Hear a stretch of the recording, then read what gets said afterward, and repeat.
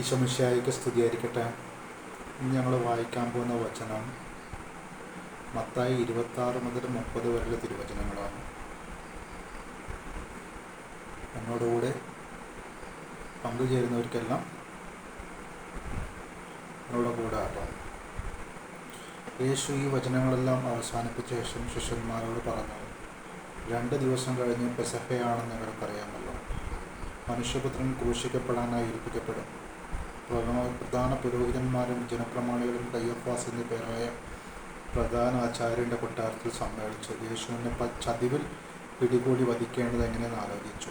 അവർ പറഞ്ഞു, തിരുനാൾ ദിവസം വേണ്ട, ജനങ്ങൾ ബഹളമുണ്ടാക്കും. ബഥാനിയയിലേക്ക് തൈലാഭിഷേകം. യേശു ബഥാനിയയിൽ കുഷ്ഠരോഗിയായ ശിമിയോൻ്റെ ഭവനത്തിൽ ഇരിക്കുമ്പോൾ വിലയേറിയ സുഗന്ധ തൈലം നിറച്ച ഒരു കൽപാത്രവുമായി ഒരു സ്ത്രീ അവനെ സമീപിച്ചു. അവൻ ഭക്ഷണത്തിലിരുന്നപ്പോൾ അവൾ തൈലം അവൻ്റെ ശിരസിൽ ഒഴിച്ചു. ഇത് കണ്ട ശിഷ്യന്മാർ കോപത്തോടെ പറഞ്ഞു, എന്തിനീ പാഴ്ചെലവ്? ഈ സുഗന്ധ തൈലം നല്ല വിലയ്ക്ക് വിറ്റ് ദരിദ്രർക്ക് കൊടുക്കാമായിരുന്നില്ലേ? യേശു ഇത് ഗ്രഹിച്ച് അവിടെ പറഞ്ഞു, എന്തിനു നിങ്ങൾ ഈ സ്ത്രീയെ വിഷമിപ്പിക്കുന്നു? ഇവൾ എനിക്ക് വേണ്ടി ഒരു നല്ല കാര്യം ചെയ്തിരിക്കുന്നു. ദരിദ്രർ എപ്പോഴും നിങ്ങളോട് കൂടെയുണ്ട്, ഞാനാകട്ടെ എപ്പോഴും നിങ്ങളോട് കൂടെ ഉണ്ടായിരിക്കുകയില്ല. എന്നെ സംസ്കരിക്കാനുള്ള ഒരുക്കമായിട്ടാണ് ഇവൾ എൻ്റെ ശരീരത്തിൽ തൈലം പൂശിയത്. സത്യമായി ഞാൻ നിങ്ങളോട് പറയുന്നു, ലോകത്തിൽ എവിടെയെല്ലാം ഈ സുവിശേഷം പ്രസംഗിക്കപ്പെടുന്നു, അവിടെയെല്ലാം ഇവൾ ചെയ്ത കാര്യവും ഇവളുടെ സ്മരണയ്ക്കായി പ്രസ്താവിക്കപ്പെടുന്നു. യൂദാസിൻ്റെ വഞ്ചന. 12 പേരിൽ ഒരുവനായ യൂദാസ് കറിയോത്ത പ്രധാന പുരോഹിതന്മാരുടെ അടുത്തേക്ക് ചെന്ന് ചോദിച്ചു, ഞാൻ അവനെ നിങ്ങൾക്ക് ഏൽപ്പിച്ചു തന്നാൽ നിങ്ങൾ എനിക്ക് എന്ത് തരും? അവർ അവന് 30 വെള്ളി നാണയം വാഗ്ദാനം ചെയ്തു. അപ്പോൾ മുതൽ അവന് യേശുവിനായിട്ട് കൊടുക്കാൻ അവസരം അന്വേഷിച്ചുകൊണ്ടിരുന്നു. പെസഹ ആചരിക്കുന്നു. പുളിപ്പില്ലാത്ത അപ്പത്തിൻ്റെ 1-ാം ദിവസം ശിഷ്യന്മാർ യേശുവിൻ്റെ അടുത്ത് വന്ന് ചോദിച്ചു, നിനക്ക് പെസഹ എവിടെ ഒരുക്കണമെന്നാണ് നീ ആഗ്രഹിക്കുന്നത്? അവൻ പറഞ്ഞു, നിങ്ങൾ പട്ടണത്തിൽ പോയി ഇയാളുടെ അടുത്ത് ചെന്ന് പറയുക, ഗുരു പറയുന്നു, എൻ്റെ സമയം സമാഗതമായി. ഞാൻ എൻ്റെ ശിഷ്യന്മാരോടുകൂടെ നിൻ്റെ വീട്ടിൽ പെസഹ ആചരിക്കും. യേശു നിർദ്ദേശിച്ചതുപോലെ ശിഷ്യന്മാർ പെസഹ ഒരുക്കി. വൈകുന്നേരമായപ്പോൾ അവൻ 12 ശിഷ്യന്മാരോടൊത്ത് ഭക്ഷണത്തിനിരുന്നു. ഭക്ഷിച്ചുകൊണ്ടിരിക്കെ അവൻ പറഞ്ഞു,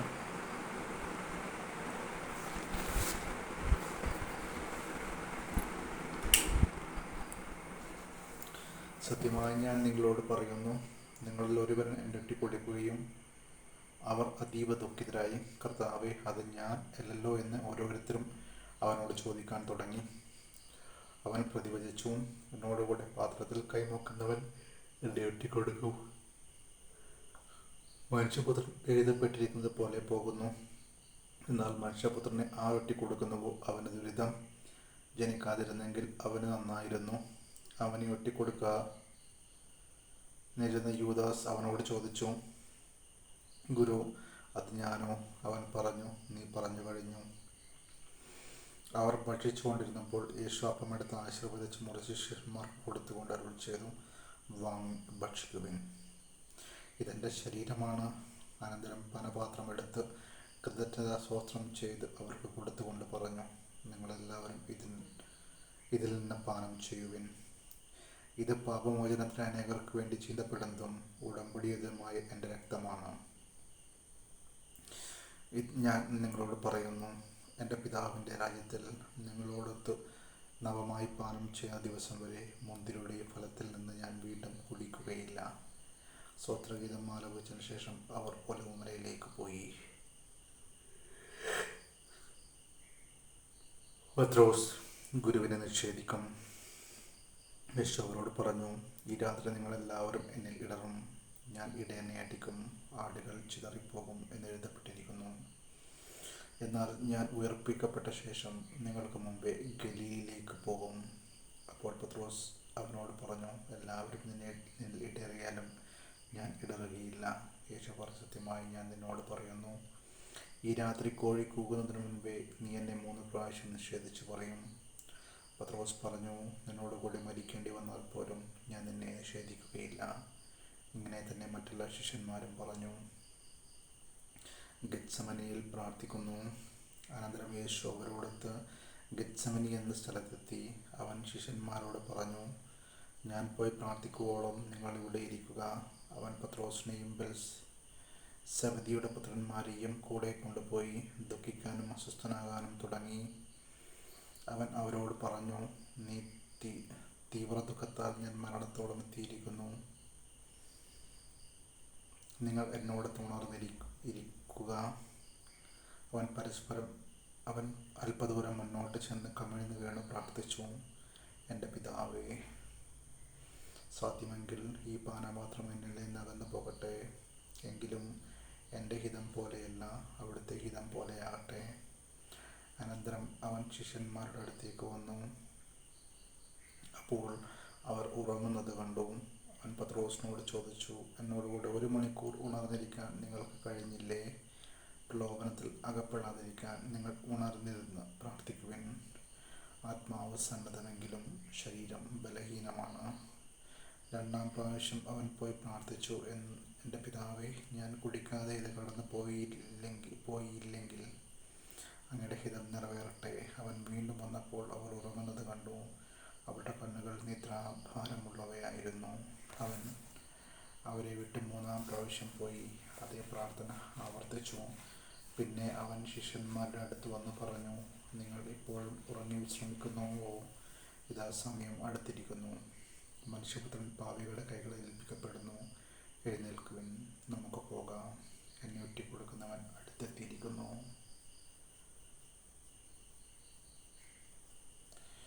യേശുവിനെ ഒറ്റിക്കൊടുക്കുന്നു. അവൻ സംസാരിച്ചു കൊണ്ടിരിക്കുമ്പോൾ 12 പേരിൽ ഒരുവനായ യൂദാസ് അവിടെ എത്തി. അവനോട് കൂടെ പ്രധാന പുരോഹിതന്മാരെയും ജനപ്രമാണികളുടെയും അടുക്കൽ നിന്ന് വാളും വടികളുമായി ഒരു ജനക്കൂട്ടവും വന്നിരുന്നു. ഒറ്റുകാരൻ അവർക്ക് ഈ അടയാളം നൽകിയിരുന്നു, ഞാൻ ആരെ ചുംബിക്കുന്നുവോ അവൻ തന്നെ, അവനെ പിടിച്ചുകൊള്ളുക. അവൻ പെട്ടെന്ന് യേശുവിൻ്റെ അടുത്ത് ചെന്ന്, ഗുരു, സ്വസ്തി എന്ന് പറഞ്ഞ് അവനെ ചുംബിച്ചു. യേശു അവനോട് പറഞ്ഞു, സ്നേഹിതാ, നീ എന്താണ് വന്നത്? അപ്പോൾ അവർ മുന്നോട്ട് വന്ന് യേശുവിനെ പിടിച്ചു. യേശുവിനോട് കൂടെ ഉണ്ടായിരുന്നവർ ഒരുവൻ കൈനീട്ടി വാളൂരി പ്രധാന പുരോഹിതൻ്റെ സേവകനെ വെട്ടി അവൻ്റെ ചെവി ഛേദിച്ചു കളഞ്ഞു. യേശു അവനോട് പറഞ്ഞു, വാൾ ഉറയിലിടുക. വാളെടുക്കുന്നവൻ വാളാൽ നശിക്കും. എനിക്കെൻ്റെ പിതാവിനോട് അപേക്ഷിക്കാൻ കഴിയുകയില്ലെന്നും ഉടൻ എനിക്ക് തൻ്റെ ദൂതന്മാരുടെ 12-ലേറെ വ്യൂഹങ്ങളെ അയച്ചു തരികയില്ലെന്നും നീ വിചാരിക്കുന്നുവോ? അങ്ങനെയെങ്കിൽ ഇപ്രകാരം സംഭവിക്കണമെന്ന വിശുദ്ധ ലിഖിതം എങ്ങനെ നിറവേറും? യേശു ജനക്കൂട്ടത്തോട് പറഞ്ഞു, കവർച്ചക്കാരനെതിരെ എന്ന പോലെ വാളുകളും വടികളുമായി നിങ്ങൾ എന്നെ ബന്ധിക്കാൻ വന്നിരിക്കുന്നുവോ? ഞാൻ ദിവസവും ദേവാലയത്തിലിരുന്ന് നിങ്ങളെ പഠിപ്പിച്ചിരുന്നു, നിങ്ങൾ എന്നെ പിടിച്ചില്ല. പ്രവാചകന്മാരുടെ ലിഖിതങ്ങൾ പൂർത്തിയാകാൻ വേണ്ടിയാണ് ഇതൊക്കെ സംഭവിച്ചത്. അപ്പോൾ ശിഷ്യന്മാരെല്ലാവരും അവനെ വിട്ട് ഓടിപ്പോയി. യേശുവിനെ പിടിച്ച് ബന്ധിച്ചവർ പ്രധാന പുരോഹിതനായ കയ്യഫാസിൻ്റെ അടുത്തേക്ക് അവനെ കൊണ്ടുപോയി. അവിടെ നിയമിതരും ശ്രേഷ്ഠന്മാരും സമ്മേളിച്ചിരുന്നു.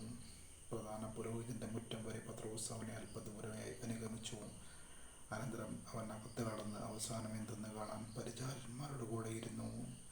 പ്രധാന പുരോഹിതന്മാരും ന്യായാധിപ സംഘം മുഴുവനും യേശുവിനെ മരണത്തിന് ഏൽപ്പിച്ചു കൊടുക്കേണ്ടതിന് അവനെ എതിരെ കള്ളസാക്ഷ്യം അന്വേഷിച്ചു. പല കള്ളസാക്ഷികൾ വന്നെങ്കിലും അവർക്ക് സാക്ഷ്യമൊന്നും കിട്ടിയില്ല. അവസാനം 2 പേർ മുന്നോട്ട് വന്ന് ഇപ്രകാരം പറഞ്ഞു, ഈ ദേവാലയം നശിപ്പിക്കാനും 3 ദിവസം കൊണ്ട് നിർമ്മിക്കാനും എനിക്ക് സാധിക്കുമെന്ന് അവൻ പറഞ്ഞിട്ടുണ്ട്. പ്രധാന പുരോഹിതൻ എഴുന്നേറ്റ് നിന്ന് അവനോട് ചോദിച്ചു, നിനക്ക് മറുപടിയില്ലേ? ഇവർ നിനക്കെതിരെ സാക്ഷ്യപ്പെടുത്തുന്നത് യേശു ആകട്ടെ നിശബ്ദനായിരുന്നു. അപ്പോൾ പ്രധാന പുരോഹിതൻ അവനോട് പറഞ്ഞു, ജീവിക്കുന്ന ദൈവത്തിൻ്റെ നാമത്തിൽ ആണയിട്ട് ഞാൻ നിന്നോട് ചോദിക്കുന്നു, നീ ദൈവപുത്രനായ ക്രിസ്തുവാണോ എന്ന് ഞങ്ങളോട് പറയുക. യേശു അവനോട് പറഞ്ഞു, നീ പറഞ്ഞുവല്ലോ. എന്നാൽ ഞാൻ നിന്നോട് പറയുന്നു, ഇപ്പോൾ മുതൽ മനുഷ്യപുത്രൻ ശക്തിയുടെ വലത്തുഭാഗത്ത് ഉപവിഷ്ടനായിരിക്കുന്നതും വാനമേഘങ്ങളിൽ വരുന്നതും നിങ്ങൾ കാണും.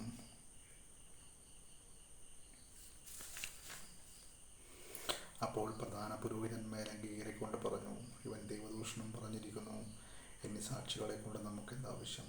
ഇതാ ദൈവദൂഷണം നിങ്ങൾ ഇപ്പോൾ കേട്ടുവല്ലോ. നിങ്ങൾക്കെന്ത് തോന്നുന്നു? അവർ പ്രതിബന്ധിച്ചു, അവൻ മരണത്തിന് അർഹനാണ്. അനന്തരം അവർ അവൻ്റെ മുഖത്ത് തുപ്പുകയും അവനെ അടിക്കുകയും ചെയ്തു. ക്രിസ്തുവേ, നിന്നെ അടിച്ചാൽ ഞങ്ങളോട് പ്രവചിക്കോ എന്ന് പറഞ്ഞുകൊണ്ട് മറ്റു ചിലർ അവൻ്റെ കരണത്തടിച്ചു. പത്രോസ് യേശുവിനെ തള്ളി പറയുന്നു. പത്രോസ് പുറത്ത് മുറ്റത്തിരിക്കുകയായിരുന്നു. ഒരു പരിചാരിക അവനെ സമീപിച്ച്, നീയും ആ ഗലീലയനായ യേശുവിനോട് കൂടെ ആയിരുന്നുവല്ലോ എന്ന് പറഞ്ഞു. നീ പറയുന്നത് എന്താണെന്ന് ഞാൻ അറിയുന്നില്ല എന്ന് അവരുടെ മുമ്പാകെ അവൻ നിഷേധിച്ചു പറഞ്ഞു. അവൻ കവാടത്തിങ്കിലേക്ക് പോയപ്പോൾ മറ്റൊരു പരിചാരിക അവനെ കൊണ്ടു അവൾ അടുത്ത് നിന്നവരോട് പറഞ്ഞു, ഈ മനുഷ്യനും നസ്രായനായ യേശുവിൻ്റെ കൂടെയായിരുന്നു. ഞാൻ അവനെ അറിയുകയില്ല എന്ന് അവൻ വീണ്ടും ആണയിട്ട് നിഷേധിച്ചു. കുറെ കഴിഞ്ഞപ്പോൾ അടുത്ത് നിന്നിരുന്നവർ പത്രോസിനെ സമീപിച്ച് പറഞ്ഞു, നീ അവരിൽ ഒരുവനാണ്, തീർച്ച, നിന്റെ സംസാര രീതി തന്നെ ഇത് തെളിയിക്കുന്നു. പത്രോസാകട്ടെ, ഞാൻ ആ മനുഷ്യനെ അറിയുകയില്ല എന്ന് പറഞ്ഞ് ശപിക്കാനും ആണയിടാനും തുടങ്ങി. ഉടനെ കോഴി കൂകുന്നതിന് മുമ്പ് 3 പ്രാവശ്യം നീ എന്നെ നിഷേധിക്കുമെന്ന് യേശു പറഞ്ഞ വാക്കുകൾ എപ്പോൾ പത്രോസ് ഓർമ്മിച്ചു. അവൻ പുറത്തു പോയി ഹൃദയം നൊന്ത് കരഞ്ഞു. പീലാത്തോസിന്റെ മുൻപിൽ.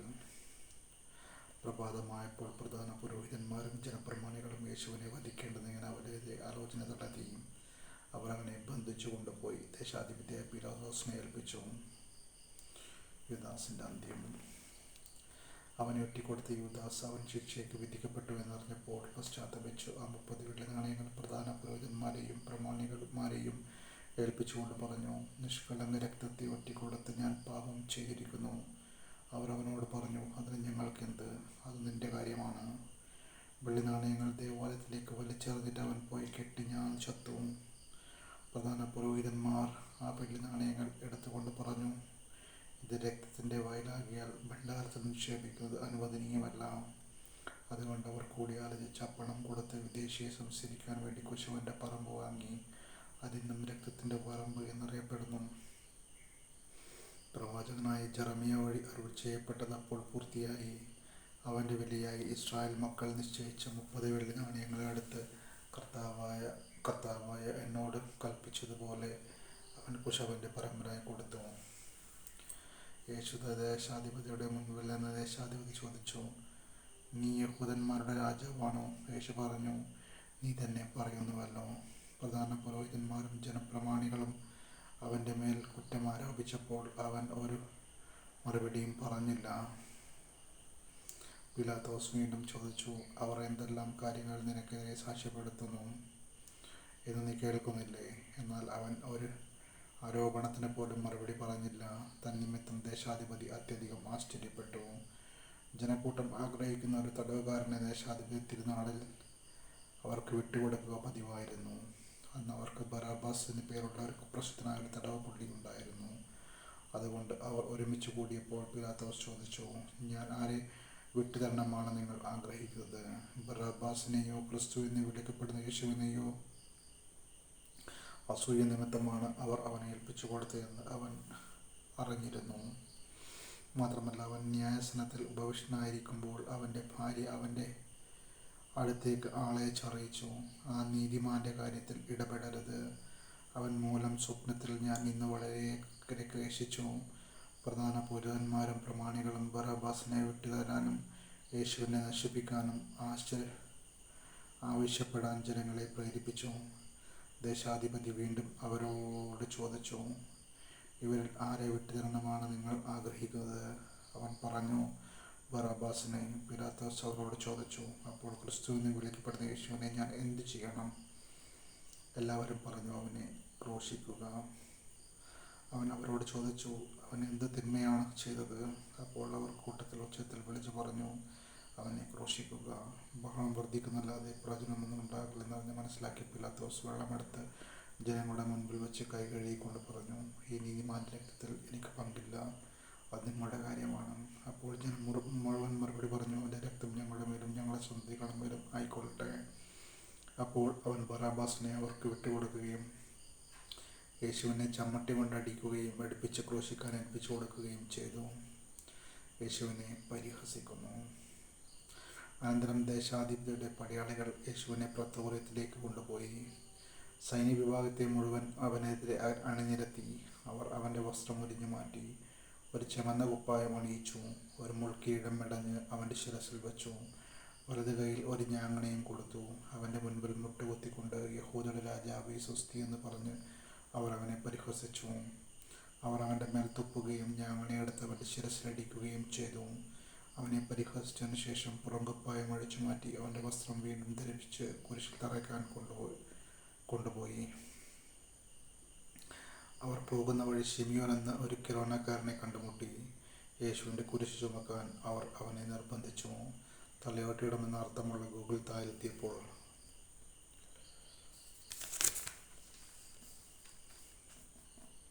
അവർ അവന് കയ്പ് കലർത്തിയ വീഞ്ഞ് കുടിക്കാൻ കൊടുത്തു. അവൻ അത് രുചിച്ചു നോക്കിയെങ്കിലും കുടിക്കാൻ ഇഷ്ടപ്പെട്ടില്ല. അവനെ കുരിശിൽ തറച്ചതിന് ശേഷം അവരുടെ വസ്ത്രങ്ങൾ കുറിയിട്ട് ഭാഗിച്ചെടുത്തു. അനന്തരം അവർ അവനെ കാവലിരുന്നു. ഇവൻ യഹൂദരുടെ രാജാവായ യേശുവാണെന്ന് ആരോപണം അവർ അവൻ്റെ ശിരസ്സിന് മുകളിൽ എഴുതി വെച്ചു. അവനോട് കൂടെ 2 കവർച്ചക്കാരെയും അവർ കുരിശിൽ തറച്ചു, ഒരുവനെ വലത്തും അപരനെ ഇടത്തും. അതിലേക്ക് കടന്നുപോയവർ തല കുലുക്കിക്കൊണ്ട് അവനെ ദുഷിച്ചു പറഞ്ഞു, ദേവാലയം നശിപ്പിച്ച് 3 ദിവസം കൊണ്ട് അത് പണിയുന്നവനെ, നിന്നെ തന്നെ രക്ഷിക്കുക. നീ ദൈവപുത്രനാണെങ്കിൽ കുരിശിൽ നിന്ന് ഇറങ്ങി വരിക. അപ്രകാരം തന്നെ പ്രധാന പുരോഹിതന്മാരും നിയമജ്ഞരോടും പ്രമാണികളോടുമൊത്ത് അവനെ പരിഹസിച്ചുകൊണ്ട് പറഞ്ഞു, ഇവൻ മറ്റുള്ളവരെ രക്ഷിച്ചു, തന്നെ തന്നെ രക്ഷിക്കാൻ ഇവന് സാധിക്കുന്നില്ല. ഇവൻ ഇസ്രായേലിൻ്റെ രാജാവാണല്ലോ. കുരിശിൽ നിന്ന് ഇറങ്ങി വരട്ടെ, ഞങ്ങൾ ഇവനിൽ വിശ്വസിക്കാം. ഇവൻ ദൈവത്തിൽ ആശ്രയിച്ചു, വേണമെങ്കിൽ ദൈവം ഇവനെ രക്ഷിക്കട്ടെ. ഞാൻ ദൈവപുത്രനാണെന്നാണല്ലോ ഇവൻ പറഞ്ഞിരുന്നത്. അവനോടൊപ്പം ക്രൂശിക്കപ്പെട്ട കവർച്ചക്കാരൻ പ്രകാരം തന്നെ അവനെ പരിഹസിച്ചു. 6-ാം മണിക്കൂർ യേശുവിൻ്റെ മരണം. 6-ാം മണിക്കൂർ മുതൽ 9-ാം മണിക്കൂർ വരെ ഭൂമിയിലെങ്ങും അന്ധകാരം വ്യാപിച്ചു. ഏകദേശം 9-ാം മണിക്കൂറായപ്പോൾ യേശു ഉച്ചത്തിൽ നിലവിളിച്ചു, ഏലി ഏലി ലമാ സബക്താനി, അതായത് എൻ്റെ ദൈവമേ എന്തുകൊണ്ട് നീ എന്നെ ഉപേക്ഷിച്ചു. അടുത്ത് നിന്നവരിൽ ചിലർ ഇത് കേട്ട് പറഞ്ഞു, അവൻ ഏലിയായി വിളിക്കുന്നു. ഉടനെ അവരിൽ ഒരാൾ ഓടിച്ചെന്ന് നേർപ്പഞ്ഞിയെടുത്ത് വിനാഗിരിയിൽ മുക്കി ഒരു ഞാങ്ങണമേൽ ചുറ്റി അവന് കുടിക്കാൻ കൊടുത്തു. അപ്പോൾ മറ്റുള്ളവർ പറഞ്ഞു, നിൽക്കൂ, ഏലിയ വന്നവനെ രക്ഷിക്കുമോ എന്ന് കാണട്ടെ. യേശു ഉച്ചത്തിൽ നിലവിളിച്ചുകൊണ്ട് ജീവൻ വെടിഞ്ഞു. അപ്പോൾ ദേവാലയത്തിലെ തിരശ്ശീല മുകൾ മുതൽ താഴെ വരെ 2ആയി കീറി. ഭൂമി കുലുങ്ങി, പാറകൾ പിളർന്നു, ശവകുടീരങ്ങൾ തുറക്കപ്പെട്ടു. നിദ്ര പ്രാപിച്ചിരുന്ന പല വിശുദ്ധന്മാരുടെയും ശരീരങ്ങൾ ഉയർപ്പിക്കപ്പെട്ടു. അവൻ്റെ പുനരുദ്ധാനത്തിന് ശേഷം അവർ ശവകുടീരങ്ങളിൽ നിന്ന് പുറത്തു വന്ന് വിശുദ്ധ നഗരത്തിൽ പ്രവേശിച്ച പലർക്കും പ്രത്യക്ഷപ്പെട്ടു. യേശുവിന് കാവൽ നിന്നിരുന്ന ശതാധിപനും അവൻ്റെ കൂടെ ഉണ്ടായിരുന്നവരും ഭൂകമ്പവും മറ്റ് സംഭവങ്ങളും കണ്ട് അത്യധികം ഭയപ്പെട്ടു. സത്യമായും ഇവൻ ദൈവപുത്രനായിരുന്നു എന്ന് പറഞ്ഞു ഗലീലയിൽ നിന്ന് യേശുവിനെ അനുഗമിച്ചവരും അവന് ശുശ്രൂഷ ചെയ്തിരുന്നവരുമായ അനേകം സ്ത്രീകൾ അകലെ കാര്യങ്ങൾ നോക്കിക്കൊണ്ട് നിന്നിരുന്നു. അക്കൂട്ടത്തിൽ മഗ്ദലന മറിയവും യാക്കോബിൻ്റെയും ജോസഫിൻ്റെയും അമ്മയായ മറിയവും സബ്ദീപുത്രന്മാരുടെ അമ്മയും ഉണ്ടായിരുന്നു. വൈകുന്നേരമായപ്പോൾ അരിമത്ഥ്യക്കാരൻ ജോസഫ് എന്ന ധനികൻ അവിടെ എത്തി അവൻ യേശു ശിക്ഷപ്പെട്ടിരുന്നു. അവൻ പീലാത്തോസിൻ്റെ അടുത്ത് ചെന്ന് യേശുവിൻ്റെ ശരീരം ചോദിച്ചു.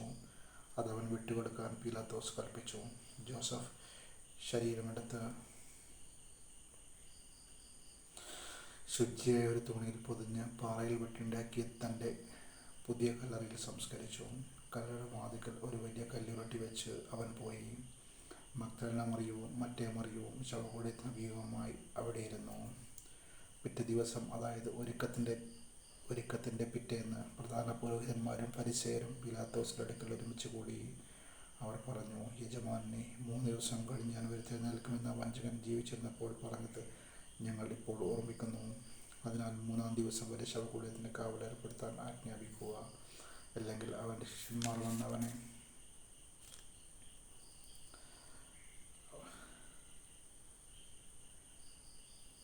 അവനെ മോഷ്ടിക്കുകയും അവൻ മരിച്ചവരിൽ ഉദ്ധാനം ചെയ്തെന്ന് ജനങ്ങളോട് പറയുകയും ചെയ്തെന്ന് വരും. അങ്ങനെ അവസാനം വഞ്ചന ആയതിനേക്കാൾ ഗുരുതരമായി തീരുകയും ചെയ്യും. പിലാത്തോസ് അവരോട് പറഞ്ഞു, നിങ്ങൾക്കൊരു കാവൽ സേനയുണ്ടല്ലോ, പോയി നിങ്ങളുടെ കഴിവ് പോലെ കാത്തുകൊള്ളുവിൻ.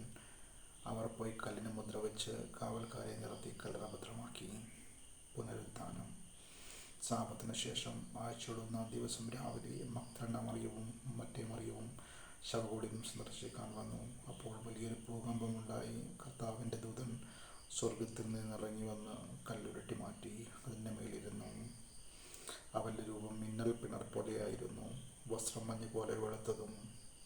അവനെക്കുറിച്ചുള്ള ഭയം നിമിത്തം കാവൽക്കാർ വിറവുകൊണ്ട് മരിച്ചവരെ പോലെയായി. ദൂതൻ സ്ത്രീകളോട് പറഞ്ഞു, ഭയപ്പെടേണ്ട, ക്രൂശിക്കപ്പെട്ട യേശുവിനെയാണ് നിങ്ങൾ അന്വേഷിക്കുന്നതെന്ന് എനിക്കറിയാം. അവൻ ഇടയില്ല. താൻ അരുൾ ചെയ്തതുപോലെ അവൻ ഉയർപ്പിക്കപ്പെട്ടു. അവൻ കിടന്ന സ്ഥലം വന്ന് കാണുവിൻ. വേഗം പോയി അവൻ്റെ ശിഷ്യന്മാരോട്, അവൻ മരിച്ചവരുടെ ഇടയിൽ നിന്ന് ഉയർപ്പിക്കപ്പെട്ടെന്നും നിങ്ങൾക്ക് മുമ്പേ ഗലീലയിലേക്ക് പോകുമെന്നും അവിടെ വെച്ച് നിങ്ങൾ അവനെ കാണുമെന്നും പറയുവിൻ. ഇതാ, ഇക്കാര്യങ്ങൾ ഞാൻ നിങ്ങളോട് പറഞ്ഞിരിക്കുന്നു. അവർ കല്ലറ വിട്ട് ഭയത്തോടും വലിയ സന്തോഷത്തോടും കൂടെ ശിഷ്യന്മാരെ വിവരം അറിയിക്കാൻ ഓടി. അപ്പോൾ യേശു എതിരെ വന്ന് അവരോട് അഭിവാദനം ചെയ്തു. അവർ അവനെ സമീപിച്ച് പാദങ്ങളിൽ കെട്ടിപ്പിടിച്ച് ആരാധിച്ചു. യേശു അവരോട് പറഞ്ഞു, ഭയപ്പെടേണ്ട, നിങ്ങൾ ചെന്ന് എൻ്റെ സഹോദരന്മാരോട് ഗലീലയിലേക്ക് പോകണമെന്നും അവിടെ അവർ എന്നെ കാണുമെന്നും പറയുക. അവർ പോയപ്പോൾ കാവൽക്കാരിൽ ചിലർ പട്ടണത്തിൽ ചെന്ന് സംഭവിച്ചതെല്ലാം പ്രധാന പുരോഹിതന്മാരെ അറിയിച്ചു. അവരും പ്രമാണികളും കൂടിയാലോചിച്ചതിനു ശേഷം പടിയാടികൾക്ക് വേണ്ടത്ര പണം കൊടുത്തിട്ട് പറഞ്ഞു, തങ്ങൾ ഉറങ്ങിയപ്പോൾ രാത്രിയിൽ അവൻ്റെ ശിഷ്യന്മാർ വന്ന് അവനെ മോഷ്ടിച്ചു കൊണ്ടുപോയി എന്ന് പറയുവൻ. ദേശാധിപതി ഇതറിഞ്ഞാൽ ഞങ്ങൾ അവനെ സ്വാധീനിച്ച് നിങ്ങൾക്ക് ഉപദ്രവമുണ്ടാക്കാതെ നോക്കിക്കൊള്ളാം. അവർ പണം വാങ്ങി നിർദ്ദേശമനുസരിച്ച് പ്രവർത്തിച്ചു. അത് ഇന്നും യഹൂദരിൽ പ്രചാരത്തിലിരിക്കുന്നു. യേശു പരിശുദ്ധൗത്യം. യേശു നിർദ്ദേശിച്ചതുപോലെ 11 ശിഷ്യന്മാരും ഗലീല മലയിലേക്ക് പോയി. അവനെ കണ്ടപ്പോൾ അവർ അവനെ ആരാധിച്ചു. എന്നാൽ ചിലർ സംശയിച്ചു. യേശു അവരെ സമീപിച്ച് അരുൾ ചെയ്തു, സ്വർഗത്തിലും ഭൂമിയിലുമുള്ള എല്ലാ അധികാരവും എനിക്ക് നൽകപ്പെട്ടിരിക്കുന്നു. ആകയാൽ നിങ്ങൾ പോയി എല്ലാ ജനതകളെയും ശിക്ഷപ്പെടുത്തുവിൻ. പിതാവിൻ്റെയും പുത്രൻ്റെയും പരിശുദ്ധാത്മാവിൻ്റെയും നാമത്തിൽ അവർക്ക് ജ്ഞാനസ്നാനം നൽകുവിൻ. ഞാൻ നിങ്ങളോട് കൽപ്പിച്ചവയെല്ലാം അനുസരിക്കാൻ അവരെ പഠിപ്പിക്കുവിൻ. യുഗാന്ത്യം വരെ എന്ന് ഞാൻ നിങ്ങളോട് കൂടെ ഉണ്ടായിരിക്കും. ദൈവവചനമാണ് നാം കേട്ടത്. നമുക്ക് ദൈവത്തെ സ്തുതിക്കാം. സ്നേഹമുള്ളവരെ, ഞങ്ങൾ ഇന്നത്തേക്ക് താഴെ സുവിശേഷം വായിച്ചു തീർന്നു, അവസാനിച്ചു. നാളെ മാർക്കോസിൻ്റെ സുവിശേഷം ആരംഭിക്കും. അപ്പം എല്ലാവരും മത്തായിയുടെ സുവിശേഷം വായിച്ചു കഴിഞ്ഞു എന്ന് ഞാൻ മനസ്സിലാക്കുന്നു. വായിച്ചു കഴിയാത്തവർ ദുഃഖിക്കേണ്ട, വായിച്ചു തീർത്താൽ മതി. നാളെ മാർക്കോസിൻ്റെ സുവിശേഷം, എഴുതിയ സുവിശേഷം ഞങ്ങൾ ആരംഭിക്കും. 1 മുതൽ 5 വരെയുള്ള അധ്യായങ്ങൾ 4 വായിക്കും. എല്ലാവർക്കും ദൈവത്തിനും നന്ദി.